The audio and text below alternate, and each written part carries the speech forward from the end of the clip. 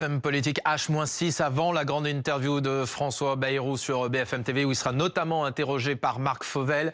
Olivier Faure, premier secrétaire du Parti Socialiste, merci d'être notre invité. Merci à vous. À mes côtés pour vous interroger, Amandine Atalaya, Bonjour. éditorialiste Bonjour, politique Bonjour. BFM TV, Ludovic Vigogne de la Tribune Dimanche, Bonjour. notre partenaire. Bonjour. Alors dans un instant, on va vous demander à quelles conditions vous pourriez peut-être changer d'avis, ce que vous attendez de l'interview du Premier ministre ce soir, mais déjà, quel est votre état d'esprit? Dans un instant, on se rendra à Matignon, justement, pour voir comment le Premier ministre prépare cette interview. H-6, qu'est-ce que vous attendez de la prise de parole de François Bayrou? Qu'est-ce que vous souhaitez qu'il dise? Comme les Français que vous venez d'entendre, rien, plus rien. Et la réalité, c'est que François Bayrou lui-même le sait. Et tous les partis d'opposition ont déjà annoncé qu'ils voteraient contre la confiance. Et donc, il sait que le 8 septembre, il devra partir. Il fait une tournée d'adieu. Et donc, il va chercher toute la semaine à expliquer qu'il est celui qui pourrait éviter le chaos et qu'il est lui-même la stabilité. Personne ne le croit plus. Chacun sait bien qu'en réalité, il n'y a pas une seule version. Ça n'est pas François Bayrou ou l'apocalypse. C'est François Bayrou ou une autre solution, celle que nous proposons et qui permettrait à ce pays de ne pas vivre avec l'instabilité qu'on connaît aujourd'hui et qui permettrait aussi d'éviter la purge budgétaire qui est en train d'être préparée par les services de Matignon et les gouvernants actuels. Alors justement, on prend la direction de Matignon, retrouver Hugo Capelli. Bonjour Hugo, on le disait H-6 avant la prise de parole décisive de François Bayrou. Comment se prépare le Premier ministre Hugo? Est-ce qu'il pourrait faire des annonces ce soir?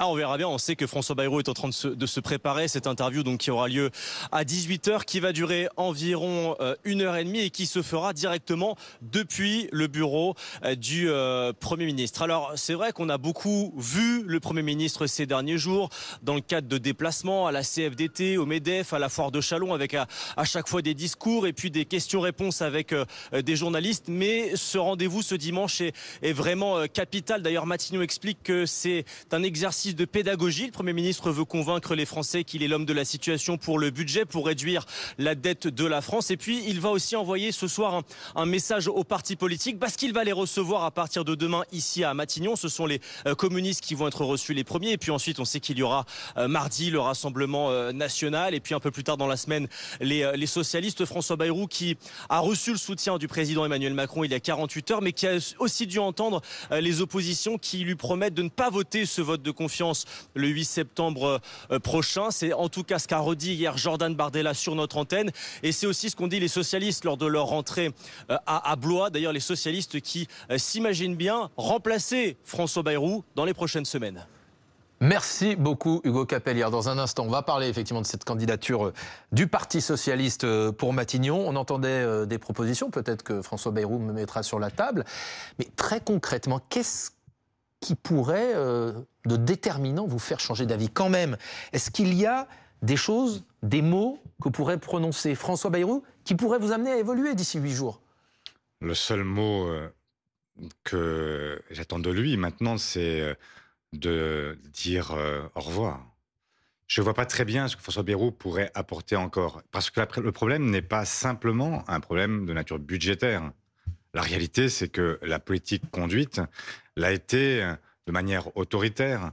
Il aurait pu être le Premier ministre qui renonce au 49.3. Ce que nous proposons, nous, puisque nous proposons effectivement de remplacer On va venir à ça, vos le propositions. Premier ministre, eh bien, c'est de faire en sorte qu'on change aussi de rapport au Parlement, de rapport aux Françaises et aux Français, de rapport aux partenaires sociaux et de faire en sorte que ce pays puisse être effectivement gouverné. Mais dans Et- l'immédiat, Olivier Faure, si ce soir, François Bayrou faisait des ouvertures, par exemple, s'il disait les 2 jours fériés travaillés, ça n'est pas une bonne idée, il n'en est plus question. Une forme d'ISF, d'impôt sur la fortune, selon ce qu'il pourrait avoir concocté. Tout ça, s'il fait ce type d'ouverture, c'est non, quoi qu'il en soit, on le comprend désormais. Le 8, vous ne voterez Non, mais François jamais. Bayrou a déjà, pour la au cours confiance. des mois passés, fait des ouvertures. Il nous avait déjà pris l'engagement de mettre une contribution sur les hauts patrimoines ou les hauts revenus. Elle devait venir au lendemain du vote du budget. Vous ne l'avez pas vu et moi non plus. Et donc, la réalité, c'est que François Bayrou a montré qu'il n'était pas un interlocuteur fiable et qu'il n'était pas de ceux qui tiennent les engagements qu'ils prennent, y compris devant l'Assemblée. On l'a vu aussi sur les retraites. Bon, Pour vous, voilà, c'est l'histoire on est d'une enseigné trahison maintenant par vis-à-vis l'histoire. des C'est pas, moi, socialistes, je cherche François pas à dire que Bayrou? c'est un traître ou je sais pas quoi, ça m'est égal. Je dis simplement que maintenant, il va falloir faire en sorte que nous puissions donner une stabilité à ce pays, permettre d'avoir un gouvernement qui gouverne et qui gouverne dans l'intérêt des Français et qui gouverne avec les Français. Autrement, on l'a vu, en fait, les sondages de ce matin sont assez parlants. S'il y avait demain une dissolution, On va y quoi venir, conduirait-elle? À rien, sinon à reconduire une configuration qui, de toute façon, ne donne de majorité absolue à personne. Donc ça suppose que nous fassions avec ce que les Français ont décidé, et les Français ont décidé justement de faire en sorte que ce soit le Parlement le lieu dans lequel c'est la Ludovic vie Vigogne. politique. Est-ce que vous avez eu un contact avec François Bayrou depuis lundi et l'annonce du vote de confiance par Non, le Premier ministre? Non, aucun? Vous allez le voir la semaine prochaine, il ouvre une série de consultations des partis. Est-ce que vous allez aller à Matignon pour le rencontrer? Nous irons jeudi matin le voir par politesse républicaine, mais la décision que nous avons prise est irrévocable et donc il n'y a aucun suspense. Alors pourquoi sur... vous y allez dans ces conditions? Tout simplement parce qu'on nous invite à venir et que par, je vous le dis, par esprit républicain, quand le président de la République, quand le Premier ministre invite les chefs de parti, les présidents de groupe à venir à sa rencontre, eh bien, nous sommes toujours présents pour des raisons qui sont simplement liées au fait que nous respectons les institutions. Mais Olivier enfin, Faure, je vous arrête une seconde. Vous avez dit à Ludovic Vigogne, la décision est irrévocable. elle est irrévocable. Vous ne voterez pas la confiance. Nous ne voterons pas la confiance. Il n'y a aucune chance que vous vous absteniez non plus. Pas davantage. Ce que les Français peuvent avoir du mal à comprendre, c'est que vous n'ayez jamais discuté directement avec François Bayrou jusque-là. C'est-à-dire que vous dites, on n'a pas eu de contact depuis lundi dernier, pas eu de contact cet été non plus, semble-t-il. Non plus. Il ne vous a jamais, il n'a jamais cherché à vous joindre, vous, Olivier Faure, premier secrétaire du Parti socialiste. Absolument pas. Comment est-ce que vous comprenez qu'il vous renvoie la faute en disant alors les responsables politiques étaient en vacances, ils n'étaient pas joignables? Dans les faits, ça n'est pas ce qui s'est passé, si l'on vous suit. Vous étiez à la plage? C'est vraiment une ineptie.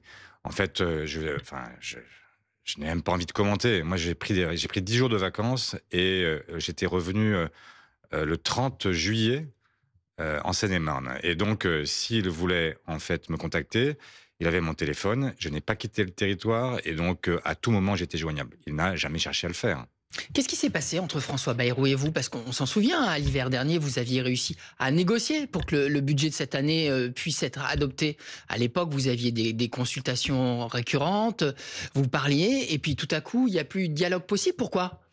Mais n'en faites pas une affaire personnelle. Ça n'est pas le sujet. En fait, il n'y a pas une question de lien rompu ou de trahison, etc. Il y a deux politiques qui aujourd'hui se font face.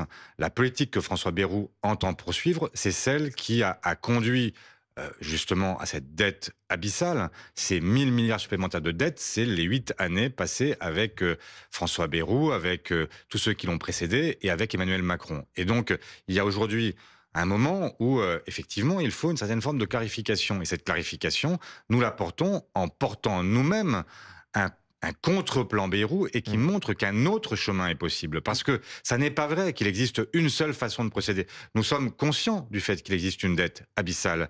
Mais cette dette abyssale n'est pas venue toute seule, ça n'est pas un châtiment divin. C'est venu parce qu'il y a une politique qui est conduite depuis 8 ans et qui a multiplié les cadeaux fiscaux aux grandes fortunes, aux grandes entreprises et qui a conduit à creuser la dette avec en réalité une baisse des recettes alors que les dépenses elles-mêmes n'ont pas progressé. Et donc, ce que nous disons maintenant, c'est que le rythme auquel François Bayrou veut réduire la dette est un rythme insupportable. On va finir par mourir guéri avec ces histoires.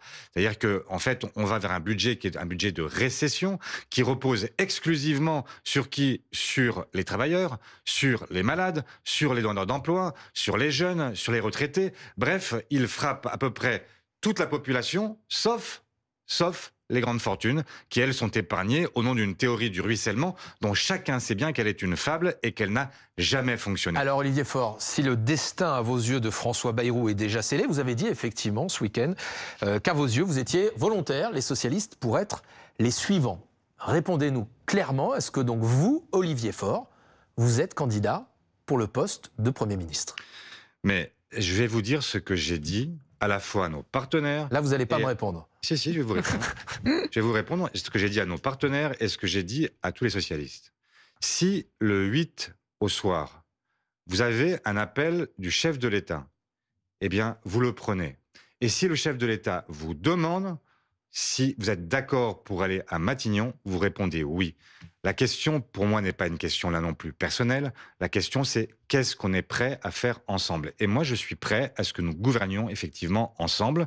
Et l'identité de celui ou celle qui ira à Matignon m'importe assez peu. Mais est-ce que vous êtes prêt pour Matignon ? Toutes celles et ceux qui pourraient être appelés doivent se tenir prêts et doivent accepter si d'aventure le chef de l'État les appelait. Mais alors qui ? Quand vous dites tous ceux à gauche qui... Je ne veux pas rentrer dans ce jeu-là parce que... Mais on a vu que c'est là-dessus aussi. Nous l'avons fait il y a un an. À l'époque, nous avions dit, toutes et tous, il y a un point de convergence sur la personne de Lucie Casté. Tout à fait. Est-ce que le chef de l'État a appelé Lucie Casté ? Non. Eh bien, nous n'allons pas rejouer ce scénario, passer quelques heures entre nous à savoir qui pourrait être ou avoir des prétendants qui viennent les uns après les autres sur les plateaux. On ne joue pas à ce jeu-là. On est simplement tous disposés à vous dire que, effectivement, si l'un d'entre nous était appelé, eh bien, nous serions prêts à l'accompagner. Mais juste pour finir sur ce point, Amandine. la règle s'applique à vous, donc Olivier Faure. Si le chef de l'État, pour parler directement, vous appelle... Elle s'applique à moi comme à tous les autres. Ce que je dis là, simplement, c'est que donc s'il vous appelle, vous dites oui. Ça s'applique aux autres, ça s'applique à tous les socialistes, ça s'applique aux écologistes, aux communistes, ça s'applique aux ex-insoumis, etc.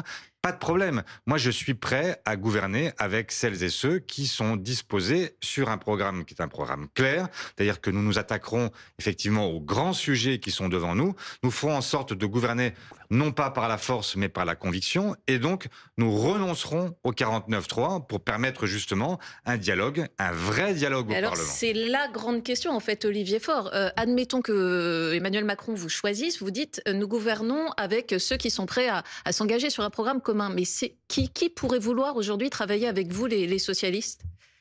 Mais je pense qu'à gauche, beaucoup seraient prêts à travailler avec nous, évidemment, mais... Ça inclut les insoumis ? Il faut que vous compreniez quelque chose, parce que vous allez évidemment me poser la question des insoumis. Je la voyais venir quand même.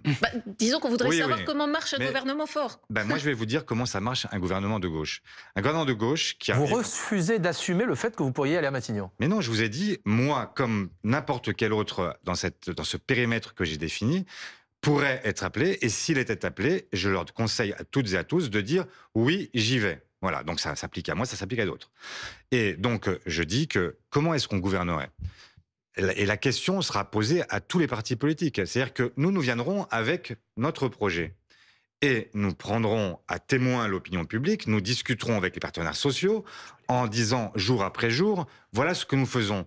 Quand, par exemple, nous dirons que nous voulons la taxe Zuckman pour financer notamment rappelons ce que la suspension de la réforme des retraites. La taxe Zuckman, c'est une taxe qui s'applique exclusivement à des gens qui ont plus de 100 millions d'euros de patrimoine et qui ne payent pas complètement leurs impôts puisque, en réalité, ils optimisent. Et donc, dans ces cas-là, s'ils ont payé... on prélève, pour faire simple, on prélève 2% de cette... ça fait partie effectivement du projet que vous avez mis en avant. Voilà, exactement. Donc s'il y a un accord, ceux-là pourront gouverner avec vous, ceux qui sont d'accord avec cette position. C'est-à-dire au Parlement, quand la question sera posée, je sais que nous avons une majorité, parce que cette taxe Zuckman, elle a déjà été adoptée en première lecture à l'Assemblée. C'est un exemple de ce que nous pouvons faire. Mais dans ce bloc de gauche, les insoumis restent les plus nombreux quand même, Ludovic. Oui, ce serait quoi le périmètre de ce gouvernement ? Qu'on comprenne bien, le périmètre de ce gouvernement, ce serait quoi ? Ce serait un gouvernement qui comprendrait des ministres insoumis ?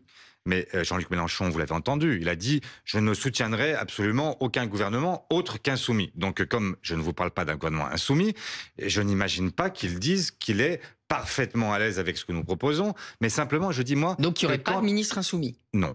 Et quand vous ne souhaitez pas, juste Olivier, vous ne souhaitez pas de ministre insoumis dans un gouvernement de gauche auquel vous participeriez ou que vous dirigeriez ?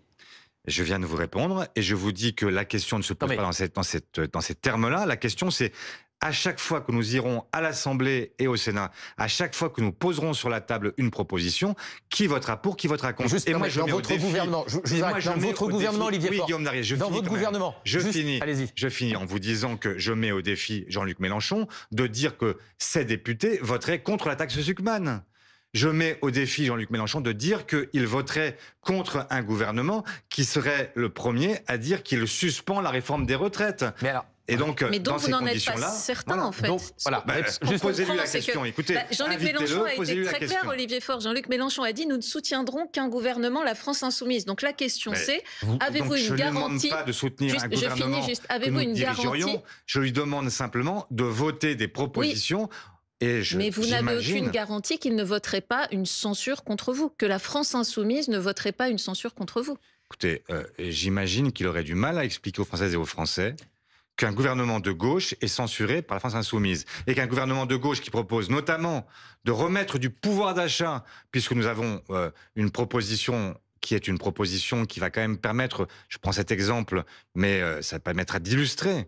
Imaginez que vous ayez en cette rentrée une maman qui élève seule ses enfants et qui est au SMIC. Eh bien, cette maman-là, elle aura des revenus supplémentaires de 900 € par an. Une famille qui...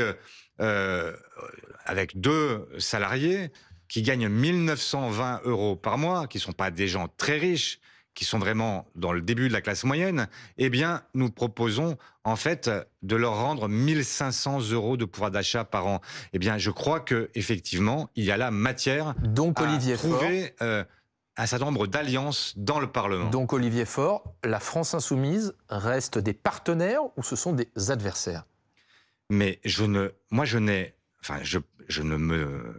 m'imagine pas avec des adversaires, etc. Je m'imagine simplement avec une coalition qui est au gouvernement, de gauche, qui vient avec des propositions de gauche, qui s'engage ensuite à discuter loyalement puisqu'il n'y a pas de 49.3. Et ensuite, je dis à la gauche, mais je dis aussi à ceux qui sont dans le bloc central, etc. Est-ce que vous êtes prêts à assumer le fait que demain, vous refusez, dans un moment où les Français ont comme première préoccupation le pouvoir d'achat, vous refusez à la moitié des Français, à la moitié des salariés, des travailleurs français, évidemment, une hausse de leur pouvoir d'achat qui est conséquente. Et on verra. Et à ce moment-là, effectivement, il y aura une clarification. Si vous voulez censurer ce gouvernement-là, censurez-le. Mais moi, ce que je vous dis, c'est que les Françaises et les Français ne le comprendraient pas parce que ils ont entendu que ce que nous proposons, c'est effectivement non pas simplement une espèce de purge qui leur serait imposée. Il n'y a aucune des mesures proposées par François Bayrou que nous reprenons. Est-ce que ce que nous faisons, c'est que nous arrivons à réduire la dette. Et nous arrivons aussi avec un plan de relance qui permet de relancer l'activité. Vous souhaitez économiser 22 milliards, on va rentrer dans le détail dans un instant. Juste, est-ce que ça veut dire que vous appelez le président de la République, Emmanuel Macron, à vous recevoir à l'Élysée, l'ensemble des forces de gauche? Si le chef de l'État souhaite nous entendre et que nous venions préciser devant lui ce que nous avons déjà précisé devant la presse hier, eh bien effectivement, aucun problème pour le faire. Ludovic, parmi les têtes à gauche, effectivement, vous parlez d'une personnalité de gauche qui pourrait être appelée et vous dites qu'il faudrait qu'elle dise oui à Matignon. Il y a peut-être un ancien Premier ministre. Oui, il y a un nom qui circule, c'est celui de Bernard Cazeneuve, qui pourrait remplacer, pourquoi pas, François Bayrou à Matignon. Est-ce que si c'était lui que le chef de l'État choisissait, est-ce que vous le soutiendrez? Est-ce que vous seriez... Mais vous toutes verriez celles et ceux qui seraient prêts à reprendre ce que nous avons dit hier sont les bienvenus. Voilà, je n'ai pas d'autre message. Bernard Cazeneuve, je ne sais pas ce qu'il serait prêt à faire. Je dis simplement qu'il faut qu'à un moment, il y ait des offres claires sur la table. Notre offre, elle est claire, elle est documentée, elle est chiffrée, elle permet d'offrir effectivement une autre perspective que celle que fixe le Premier ministre. Vous avez échangé avec Bernard Cazeneuve ces derniers jours? Non. Ça veut dire que Bernard Cazeneuve, c'est un profil acceptable à vos yeux pour Matignon?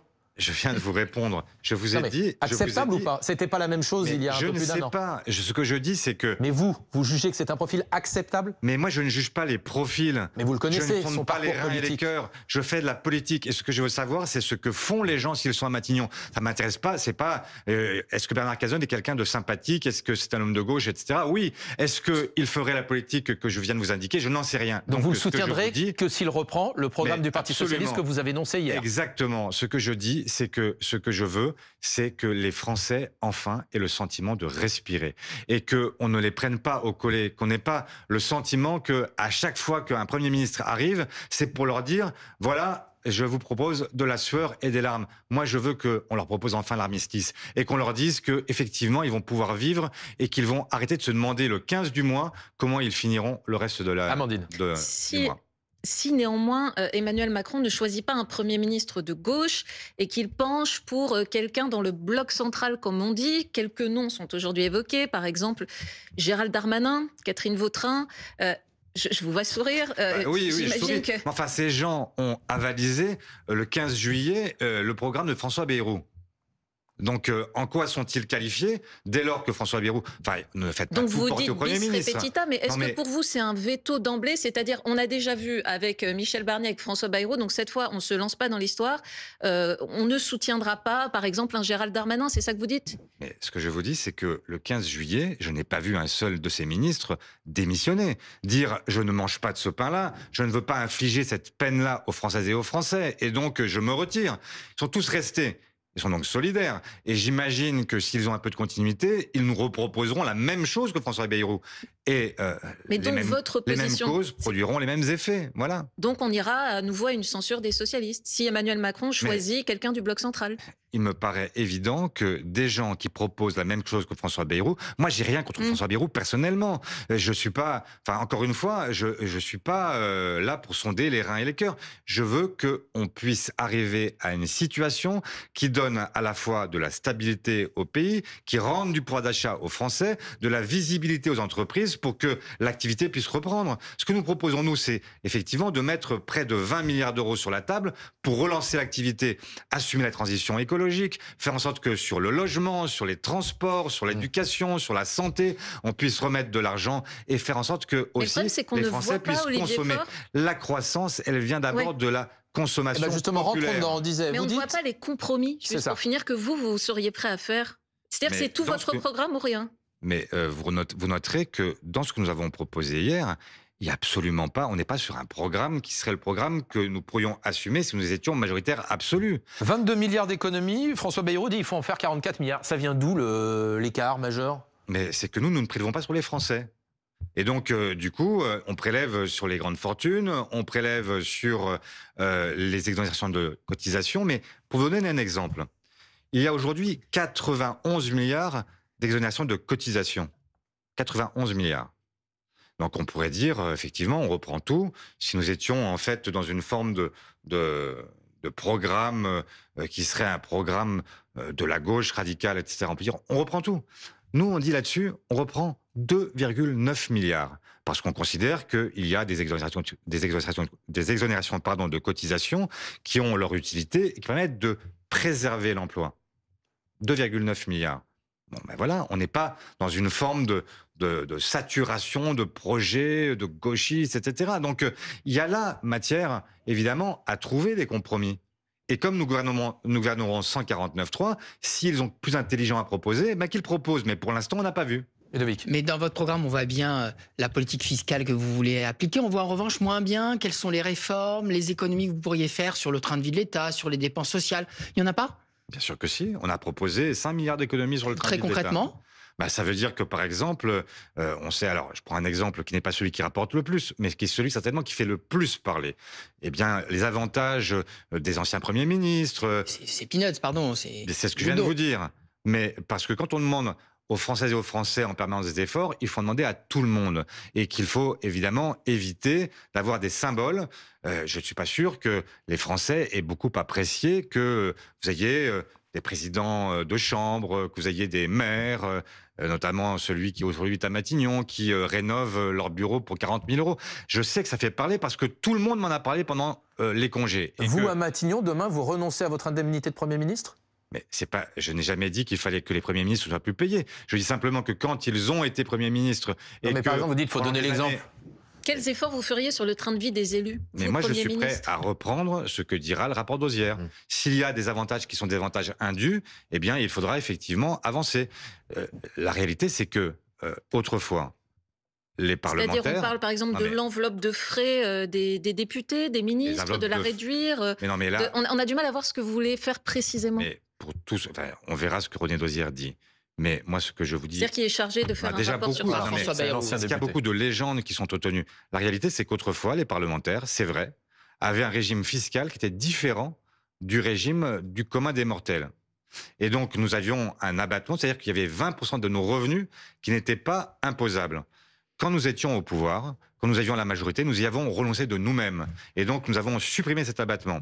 Ensuite, sur la réforme, enfin, sur les retraites, autrefois, les députés avaient la possibilité de surcotiser. Et donc, avec 20 années de mandat, ils avaient l'équivalent de ce que les Français obtiennent au bout de 40 années. Mais c'est pas là où on fait 22 milliards d'économies, ce que vous disiez.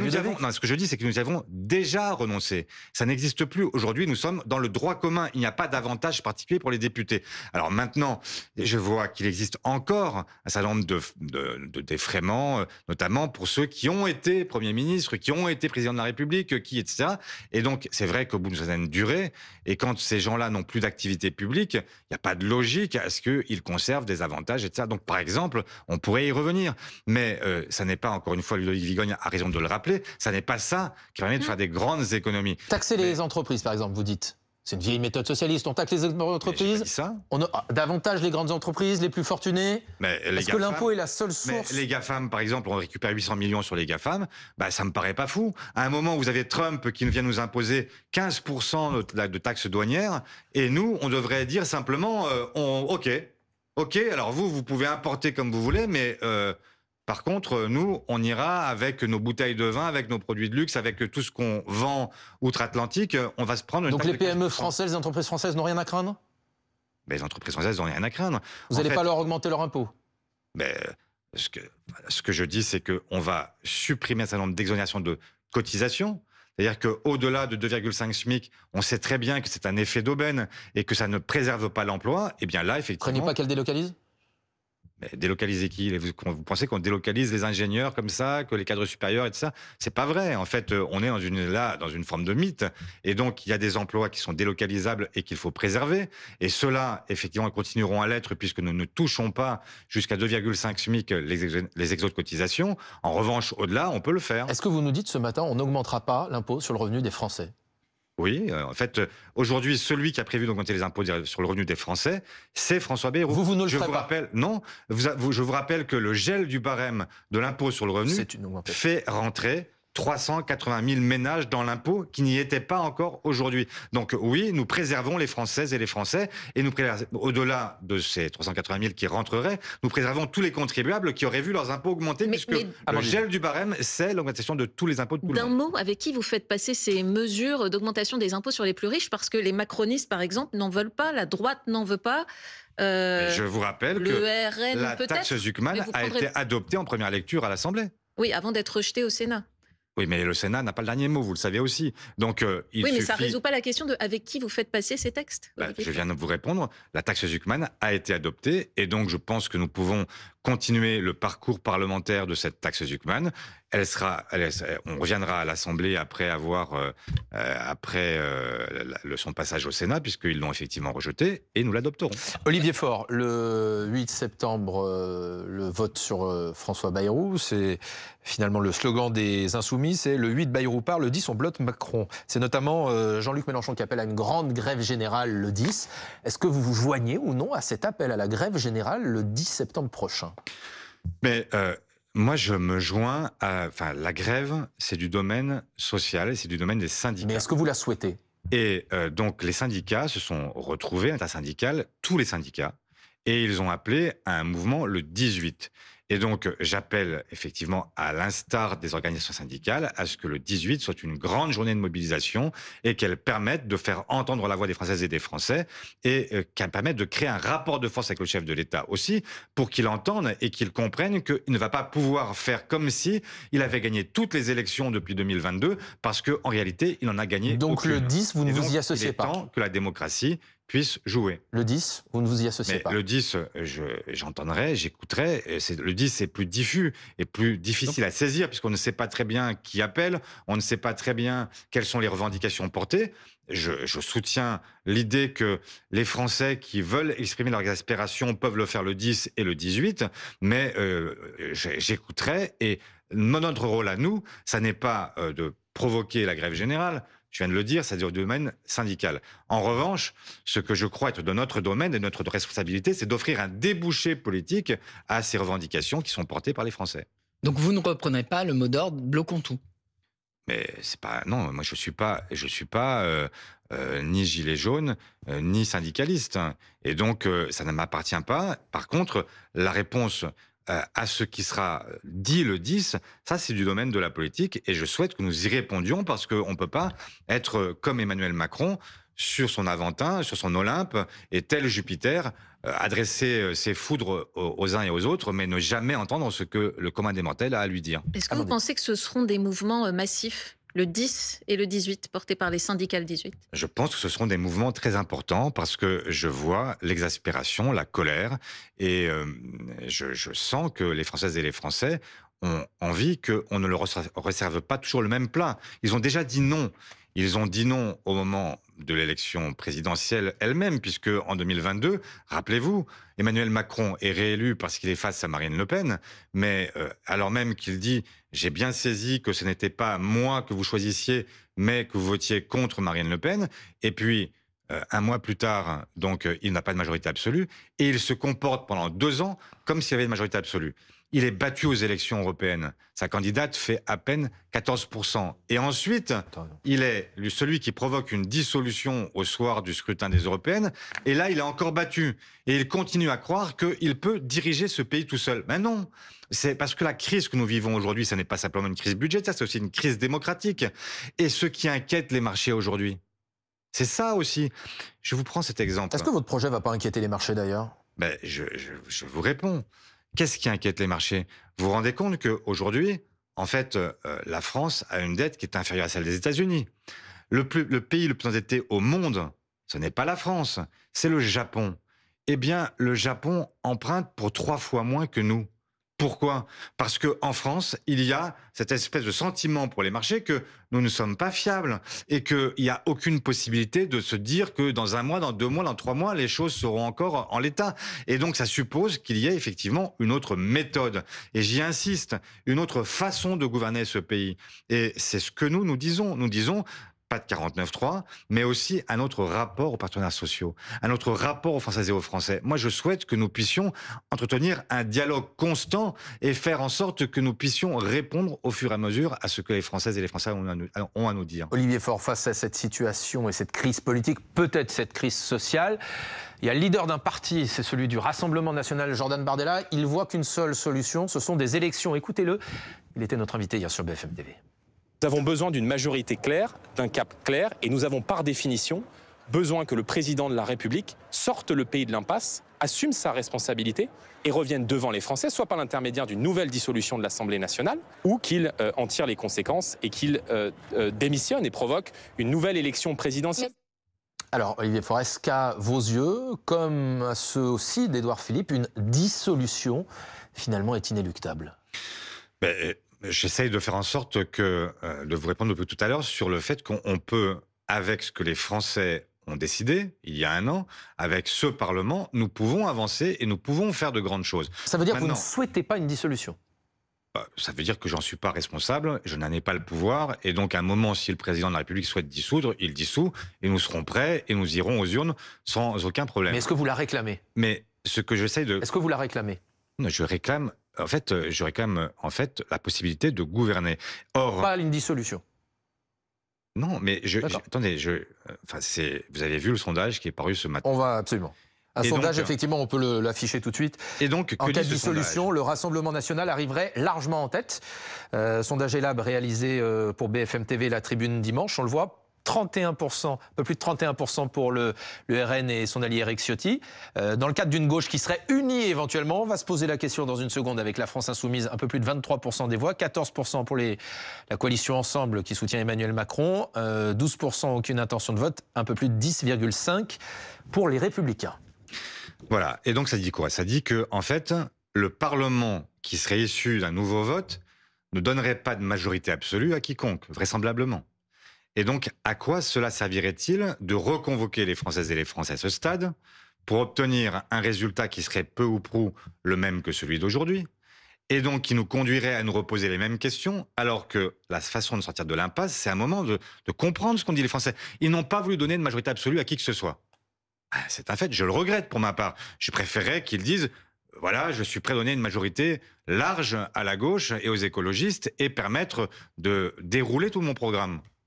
Mais puisque ça n'est pas le cas, et puisque ce n'est pas ce qu'ils nous ont dit, et que je suis un démocrate, je prends les choses telles qu'elles sont, et je dis, bon ben voilà, on a un Parlement qui est composé comme il est composé, eh bien, il faut un gouvernement de gauche, parce que c'est la gauche qui est arrivée en tête l'année dernière, et donc ce gouvernement proposera un certain nombre de solutions, et ensuite le Parlement disposera. C'est assez simple à comprendre, et ça permet aussi de faire fonctionner nos institutions. Si le Parlement refusait le taxe Zuckman, je dirais, je l'ai proposé, et c'est le Parlement qui l'a refusé. Je vois bien que le Parlement, il y a une majorité pour ça. Donc je suis très content, mais encore faut-il qu'on ait la possibilité d'aller gouverner. Malgré tout, si l'impasse politique se confirmait, si Emmanuel Macron était contraint de dissoudre de nouveau l'Assemblée nationale, est-ce que vous appelleriez de vos voeux, en cas de législative anticipée, des candidatures communes de toute la gauche, donc y compris avec LFI? Mais moi, mon baromètre, si vous voulez, enfin en tout cas ma boussole, c'est d'éviter à la France le drame de l'extrême droite. Et ne croyez pas, et je parle là aux Françaises et aux Français qui s'imaginent que l'extrême droite au pouvoir, c'est du pouvoir d'achat supplémentaire. Regardez aujourd'hui ce qui se passe aux États-Unis, ce qui se passe en Argentine. Regardez ce que fait la droite quand elle est au pouvoir, ou l'extrême droite quand elle est au pouvoir. C'est Macron en pire. Donc, si vous voulez Macron en pire, votez pour Jordan Bardella et pour Marine Le Pen. Moi, ce que je veux, c'est donc éviter ce drame au pays. Et donc, à chaque fois qu'il y aura une menace dans une circonscription de voir l'extrême droite l'emporter, effectivement, je souhaite que toute la gauche puisse se réunir. Et je souhaite que nous puissions éviter cela. Ça veut dire, potentiellement, un accord de candidature unique à gauche dès le premier tour? Ça veut dire... Non, mais c'est ce que vous souhaitez? Bien. Moi, ce que je souhaite, c'est que l'extrême droite ne puisse jamais l'emporter, parce que je sais aussi que la menace, elle existe. Et donc, on ne va pas se cacher les yeux. Et je ne veux pas être un jour responsable du fait que, par mon irresponsabilité, justement, eh bien, l'extrême droite soit arrivée au pouvoir. Je ne lui déroulerai jamais le tapis rouge. Olivier Faure, les idées comptent aussi. Et vous ne pensez pas qu'une bonne partie des électeurs de gauche peut être choquée par le fait que vous disiez d'accord à nouveau pour des candidatures communes avec la France insoumise, alors que vous avez passé des mois à être en désaccord sur le fond, sur plusieurs idées, à vous battre sur des propos jugés antisémites parfois de la France insoumise. Olivier Mélenchon parle de vous comme d'un traître qui travaille avec le bloc central et la majorité, et néanmoins vous êtes prêts à travailler ensemble. C'est quand même difficile à entendre pour une partie de la gauche. Je viens de vous dire en fait que d'abord, si vous voulez savoir quel est l'état de mes relations avec Jean-Luc Mélenchon, je n'ai aucun contact avec lui depuis plus de 2 ans. Donc je peux pas vous dire mieux. Et donc c'est juste par opportunisme électoral. C'est pas par opportunisme. C'est qu'à un moment, il faut aussi faire des choix. Et le choix que je fais, c'est que face à une menace qui est celle de l'extrême droite, jamais je ne laisserai s'installer l'extrême droite. C'est tout. Et après, ça ne veut pas dire que nous avons le même projet. Ça ne veut pas dire que je viens de vous...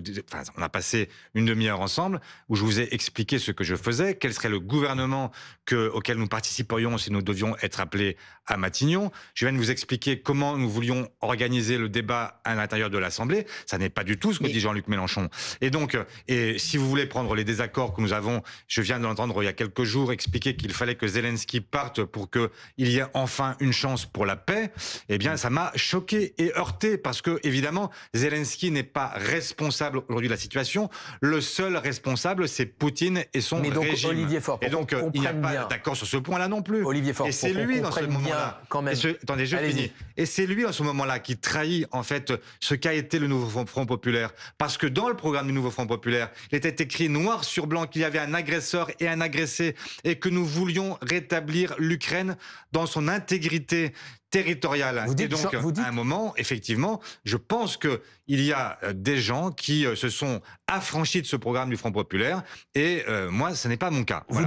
Vous dites Jean-Luc Mélenchon trahit le programme du nouveau Front Populaire. Mais sur ce plan-là, bien sûr, effectivement. Mais est-ce que cette fois, il y aurait à nouveau un programme commun si vous vous engagez sur des candidatures communes à des législatives anticipées? Mais nous n'en sommes pas là. Moi, je ne veux pas passer il peut pas y avoir une des émission candidatures sans à programme parler commun, d'une dissolution dont personne ne sait si elle interviendra. Et de toute façon, je vous ai dit que moi, j'étais venu pour me battre pour qu'on ait un gouvernement qui soit un gouvernement de gauche et qui puisse agir dès maintenant. Comme disait Victor Hugo, aimer, c'est agir. Oui, mais ça reste incohérent, Olivier. Ludovic. Mais c'est pas du tout incohérent. Je viens de vous expliquer que nous avons un Parlement et que si on devait dissoudre, on aurait un Parlement qui ressemblerait à celui-là. Donc je vous dis, je ne suis pas partisan d'une dissolution, je suis partisan de solutions immédiates, maintenant, qui permettent aux Françaises et aux Français de gagner en pouvoir d'achat. 19 milliards d'euros sur la relance de l'investissement, qui permet d'assumer la transition écologique et qui permet de faire des gains de pouvoir d'achat immédiats pour près de la moitié des Françaises et des Français. Olivier Faure, juste fou, un point pour qu'on comprenne très bien ce que vous nous avez dit, c'est en cas de blocage, s'il y avait des législatives anticipées, vous souhaitez un accord de candidature commune, notamment avec la France Insoumise, dès le premier tour. Oui ou non? Notamment avec la France Insoumise, j'ai dit avec la gauche et les écologistes, et à chaque fois qu'il y a une menace de victoire de l'extrême droite, eh bien, faire en sorte qu'il y ait peut-être effectivement un candidat commun. Mais tout ça est de la politique fiction parce qu'il n'y a pas de dissolution, parce que nous n'avons pas engagé de négociation et parce que pour l'instant, la seule chose que je vous dis à ce micro ce matin, c'est que moi, je souhaite des solutions immédiates pour les Françaises et les Français. Votre position, néanmoins, ne fait pas l'unanimité au sein de votre parti, du Parti socialiste. Certains de vos camarades considèrent que le LFI ne peut plus être un partenaire électoral. Ben oui, c'est vrai. Et vous assumez cette différence? J'assume le fait qu'il y ait parfois des désaccords entre nous, y compris parmi des gens qui me sont très proches. Mais je vous dis les choses telles qu'elles sont. Moi, je n'assumerai jamais, je ne pourrai plus jamais me regarder dans un miroir si j'ai moi-même indirectement participé à l'arrivée de l'extrême droite au pouvoir. Parce que je vois ce qui se passe non seulement en France, mais dans le monde, et d'abord en Europe. Aujourd'hui, vous avez la Hongrie, vous avez l'Italie, mais qui est arrivé en tête aux élections présidentielles en Autriche? C'est l'extrême droite. Je vois ce qui se passe en Allemagne. Il y a quelques jours, il y a eu un sondage qui a été réalisé. Vous avez en Allemagne l'AfD, qui est l'extrême droite, qui est le partenaire de Marine Le Pen, qui est arrivé au même niveau que le parti qui est au pouvoir actuellement, la CDU-CSU. Et donc, vous avez là, aujourd'hui, une menace qui existe. Elle existe en Espagne, elle existe au Portugal, elle existe partout. Et donc, vous voulez que la France, qui est le pays qui s'enorgueillit d'être le pays des droits humains, qui a jeté à la face du monde des droits universels, vous voulez que ce pays-là, il bascule à l'extrême droite? Vous voulez vraiment ça? Vous voulez vraiment qu'on puisse dire que demain, l'Europe est en train de basculer tout entière? Mais qu'est-ce qui se passe si toute l'Europe bascule à l'extrême droite? Est-ce que vous en savez vous-même l'issue? Moi, je n'en sais rien. Ce que je vois, c'est qu'évidemment, on nous dira, ils vont pas rétablir des camps. Mais enfin, je vois bien qui sont les partenaires de Marine Le Pen partout en Europe. Je vois ce qu'ils disent. Je vois Matteo Salvini. Je vois ce que dit l'AfD. C'est ce type d'arrangements électoraux qui précisément les fait progresser parce que les Français perdent foi en la politique. D'ailleurs, Amandine, je vous interroge juste pas. Olivier Faure. Regardez justement ce résultat aussi de ce sondage toujours ELAB publié par La Tribune dimanche et pour BFM TV ce matin, justement sur cette question du front républicain, où on voit qu'une majorité de Français désormais ne veut plus de front républicain. 56% des Français interrogés dans cette étude réalisée par notre partenaire ELAB expliquent qu'ils ne souhaitent plus qu'on fasse barrage à un candidat du Rassemblement national au second tour. 46% le souhaitent toujours. 53% non, 46% oui. Quelle serait l'attitude, on l'a entendu, du Parti socialiste? Ça vous inquiète quand vous voyez ça? Bien sûr, c'est pour ça que la menace, elle est réelle aujourd'hui. Parce qu'on voit bien qu'il y a une baisse, en fait, de ce qu'on a appelé le Front républicain. Mais pourquoi il y a une baisse du Front républicain? Interrogeons-nous. Pourquoi est-ce qu'il y a une baisse du Front républicain? Parce que quand les électeurs, électrices de gauche qui sont venus supporter, en fait, à plusieurs reprises, qui sont venus voter pour Emmanuel Macron contre Marine Le Pen, qui sont venus porter leur voix dans un second tour, souvent pour aller sauver un candidat de Renaissance, même parfois de LR, qui n'avait même pas appelé au Front républicain. Qu'est-ce qu'ils ont vu? Ils ont vu que au lendemain du vote qui avait porté en tête la gauche, c'est la droite qui a gouverné. Et que la droite, elle a continué à faire comme si elle était majoritaire absolue. Alors comment voulez-vous qu'on puisse dire aux gens, mais venez à chaque fois, venez porter vos voix sur la droite et vous éviterez l'extrême droite. Et ils voient ensuite qu'il y a Bruno Retailleau au gouvernement. Que Bruno Retailleau a un discours qui est tellement proche de celui de l'extrême droite qu'ils se demandent parfois s'ils ne se confondent pas. Alors évidemment que c'est compliqué ensuite pour tous ces gens-là de voter. Et c'est pour ça que je vous dis aussi que la menace, elle est très réelle. Et c'est la raison pour laquelle, moi, je ne ferai tout ce que je peux tout au long de mon existence politique et toute ma vie comme citoyen. Je ferai tout ce que je peux pour que l'extrême droite ne soit jamais au pouvoir. Et donc, point barre. Et donc la France Insoumise reste un partenaire électoral. Ça peut être, dans un certain nombre de circonscriptions, un partenaire électoral, évidemment. Ludovic. Jean-Luc Mélenchon a annoncé qu'il allait de nouveau déposer sur le bureau de l'Assemblée nationale une procédure de destitution d'Emmanuel Macron, du chef de l'État. Est-ce que vous allez vous y associer? Est-ce que vous pourriez la soutenir? Non. Pourquoi? Non, parce que ça n'est pas la bonne formule. Et la destitution, c'est normalement... il faut des actes de haute trahison du chef de l'État pour l'utiliser. Et puis d'ailleurs, Jean-Luc Mélenchon sait très bien lui-même qu'il n'y a absolument aucune capacité à obtenir une majorité dans les deux chambres pour obtenir la destitution. Donc c'est purement de communication. Donc c'est une opération qui a déjà échoué l'an passé, qui va rééchouer cette année. Bon, très bien. En fait, c'est en fait pour que vous puissiez vous-même en faire écho, que vous puissiez la reprendre, que dans toutes les interviews on puisse dire est-ce que vous êtes pour ou contre la destitution du chef de l'État. Le chef de l'État, en réalité, et la seule façon qu'il parte, c'est qu'il démissionne. Et ça n'appartient qu'à lui. Donc voilà. Ce serait une solution à la crise politique que nous connaissons, la démission d'Emmanuel Macron? Je ne sais pas si ce serait une solution. En tout cas, ce serait une possibilité ensuite d'avoir un scrutin et un président de la République ou une présidente de la République qui serait élu derrière, qui peut-être obtiendrait une majorité derrière. Peut-être. Vous pensez que c'est une possibilité, connaissant Emmanuel Macron, vous l'avez quand même, vous lui parlez de temps en temps, vous pensez que c'est une possibilité, le départ du chef de l'État? Non. Parce que lui, il exclut, et donc vous respectez aujourd'hui ce choix qui est le sien. Il redit qu'il restera jusqu'au dernier jour de son mandat. Je respecte ce choix, et un président de la République qui se limiterait à ce qu'on appelle le domaine partagé et qui accepterait de rentrer en cohabitation avec la gauche, ça me va.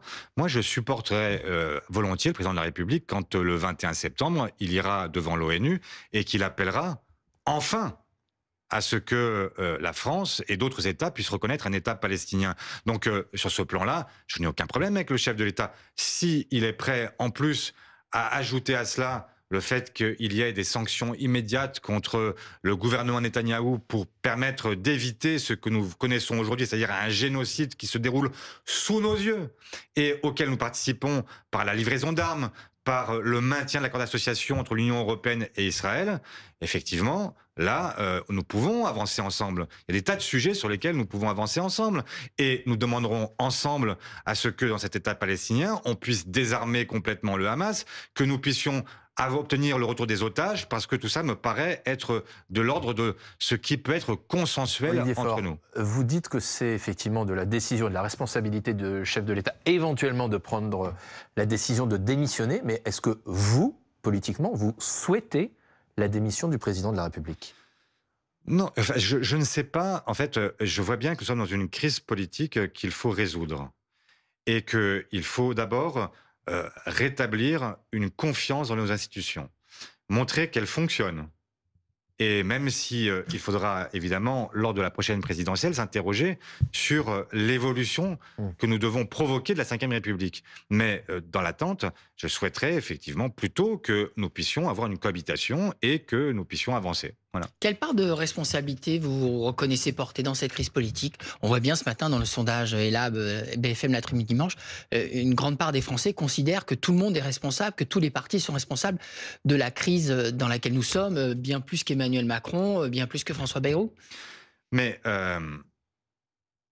moi, je veux bien assumer toute la responsabilité, mais vous allez m'expliquer, vous, en quoi nous sommes responsables de la crise actuelle. Nous avons remporté l'élection il y a 1 an. Nous avons censuré Michel Barnier, mais nous avons accepté de ne pas censurer François Bayrou au nom d'un accord non pas de non-censure, mais un accord sur le budget et surtout sur la possibilité de revenir sur la réforme Borne sur les retraites. Nous avons joué le jeu à chaque étape. Nous n'avons pas cherché à bloquer le pays. Nous avons cherché au contraire à trouver des solutions. Donc, pardon, mais enfin, ce matin, je me sens pas tellement responsable de la situation d'une crise politique dans laquelle nous sommes. Et vous serez un meilleur négociateur, Olivier Faure, que Michel Barnier ou François Bayrou? J'espère, hein, parce que c'est pas difficile de faire mieux. Pardon, mais enfin, des gens qui ne parlent avec personne. C'est pas si facile. La configuration de l'Assemblée fait que les choses sont assez difficiles. Pardon, mais je vous le dis, mais enfin, ils ont cherché à faire comme s'ils avaient une majorité absolue et à plier leurs interlocuteurs, considérant que parce que nous aurions peur de la dissolution, nous serions prêts à accepter n'importe quoi. Eh bien, je vous le dis et je vous le redis, moi je n'ai peur de rien, si ce n'est du jugement des Français. Merci beaucoup.